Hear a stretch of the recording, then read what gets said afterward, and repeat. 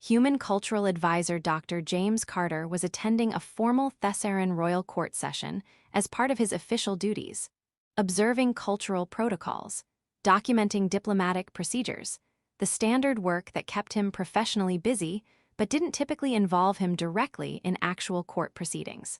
He was sitting in the observers' gallery alongside other diplomatic staff members, taking careful notes on the complex ceremonial protocols being demonstrated, when the court session shifted to an entirely different matter.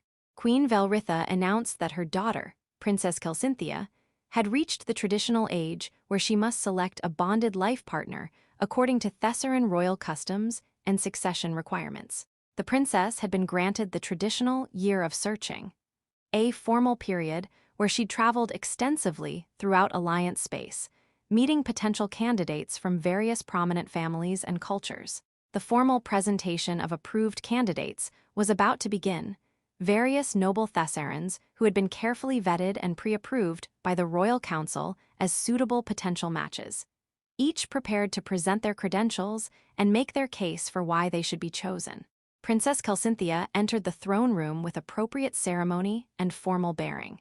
She appeared young, perhaps 25 in human equivalent years, with the distinctive long ears and elegant bearing characteristic of Thesaurian nobility. James had seen her before at various diplomatic functions and formal events over the past year, but they had never interacted directly or even been formally introduced. The first approved candidate stepped forward confidently to present himself according to traditional protocol. The princess didn't even allow him to finish his formal introduction. She was visibly scanning the assembled court with obvious intensity, her long ears, shifting through multiple positions that James had learned, indicated she was actively searching for something specific. Then her focused gaze locked onto the observer's gallery. Onto James specifically. She walked directly toward him with clear purpose, completely ignoring the candidate who was still attempting to present his credentials, ignoring the shocked murmurs that immediately began spreading through the assembled court. She stopped directly in front of James, who was frozen in complete confusion about what was happening. Then, she deliberately turned to face her mother, the Queen, pointed directly at James with unmistakable clarity, and said loudly enough for the entire court to hear, "Mother, he's the one." The entire court went absolutely silent with shock. Queen Velritha's expression shifted rapidly from ceremonial formality to genuine surprise. "Princess Kelsinthia, you're pointing directly at the human cultural advisor. Explain yourself immediately. He's the one I've been searching for during my year of consideration, the one I choose as my bonded life partner." James's brain had completely stopped functioning coherently. He was a cultural advisor. He was human. He was absolutely not an approved candidate for royal Thesaurian marriage. This had to be some kind of terrible mistake or profound cultural misunderstanding he didn't grasp.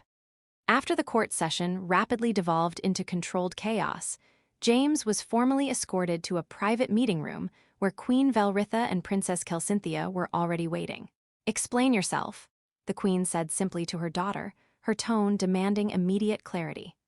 Thesaurian bonding tradition explicitly recognizes the concept of soul recognition, the idea that certain individuals will experience immediate, profound recognition of their ideal life partner.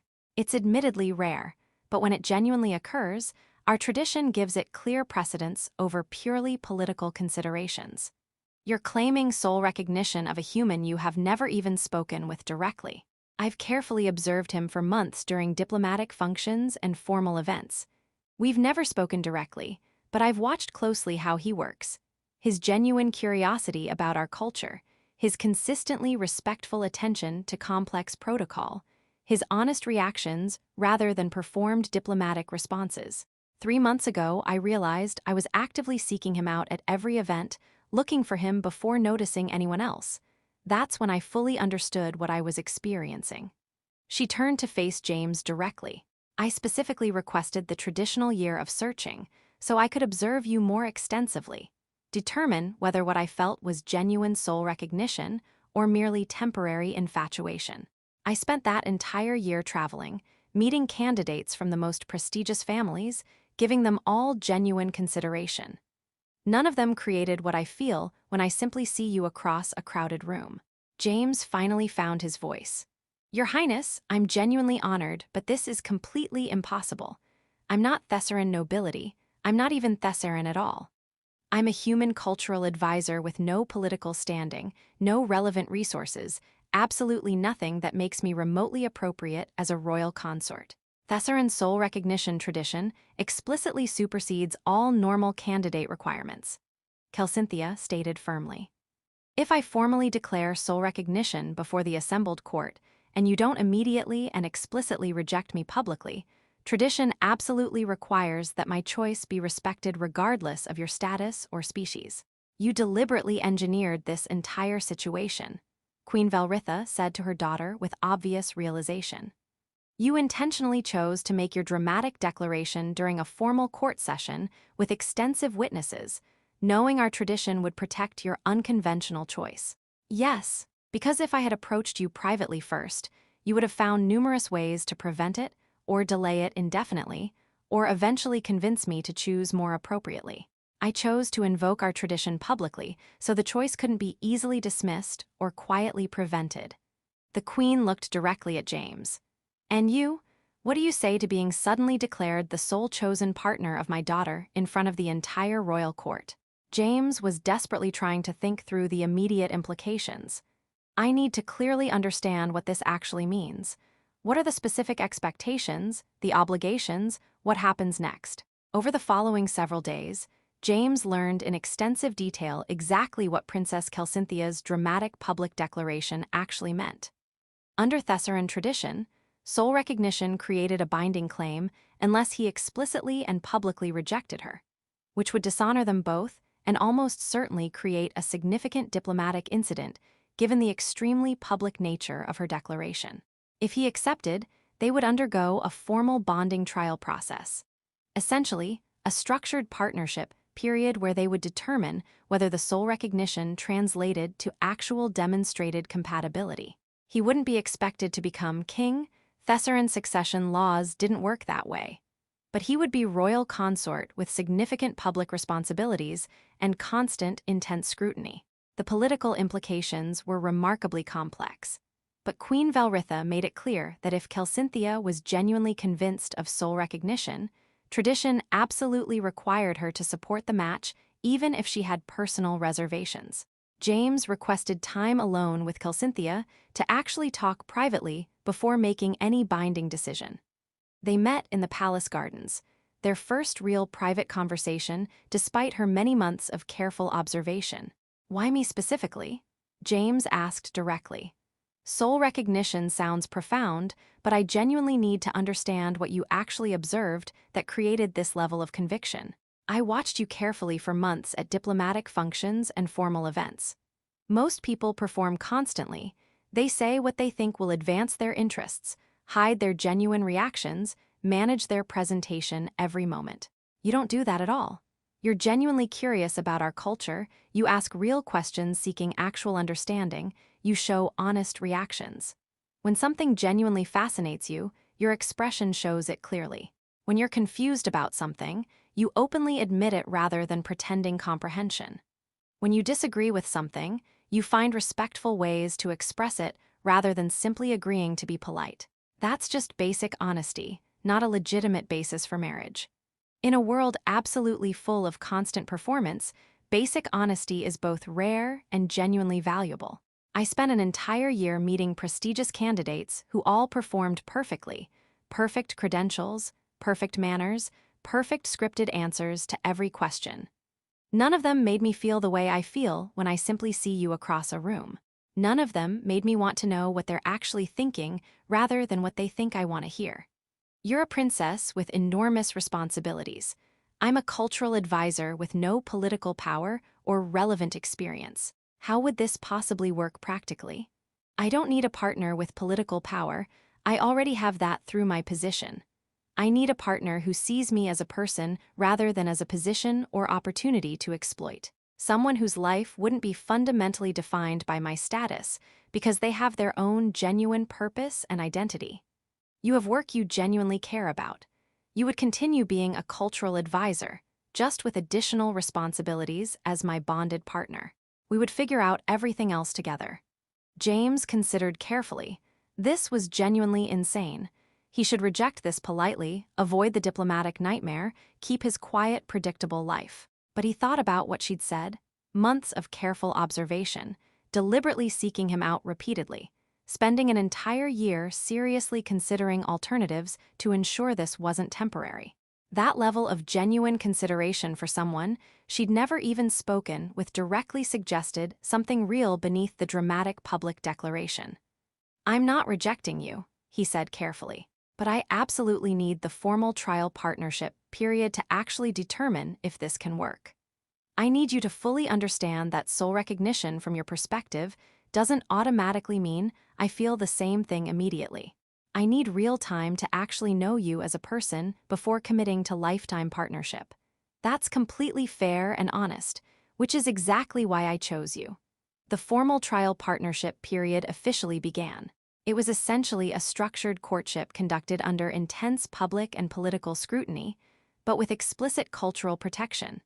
They were allowed to determine genuine compatibility without external pressure to immediately formalize the bond. James learned that Cynthia was remarkably consistent with what she'd claimed. Genuinely curious about everything, truly valued honesty over politeness, willing to directly address disagreements rather than avoiding necessary conflict. She was also politically astute, deeply committed to serving her people, and carried the substantial weight of royal responsibility with remarkable grace. She learned that James was highly adaptable, but maintained clear personal boundaries, genuinely willing to embrace new cultural frameworks, but absolutely unwilling to lose himself completely in them.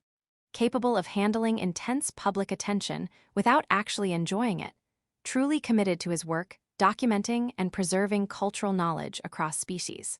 They experienced conflicts, inevitable moments when their different backgrounds and expectations clashed significantly.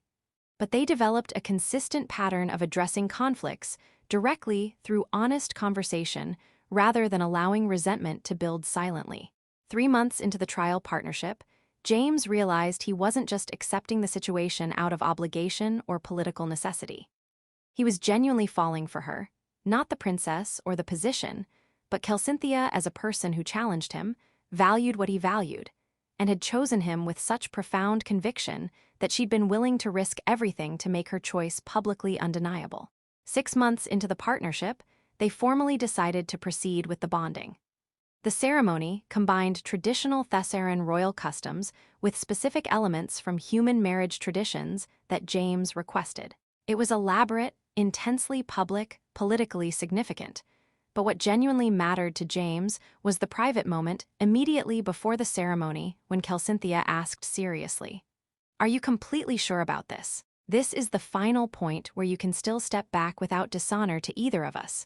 Once we formalize the bond, you're committed to this life permanently." "I'm absolutely sure. Not because of tradition or obligation or political pressure. Because I choose you the same way you chose me, deliberately and completely."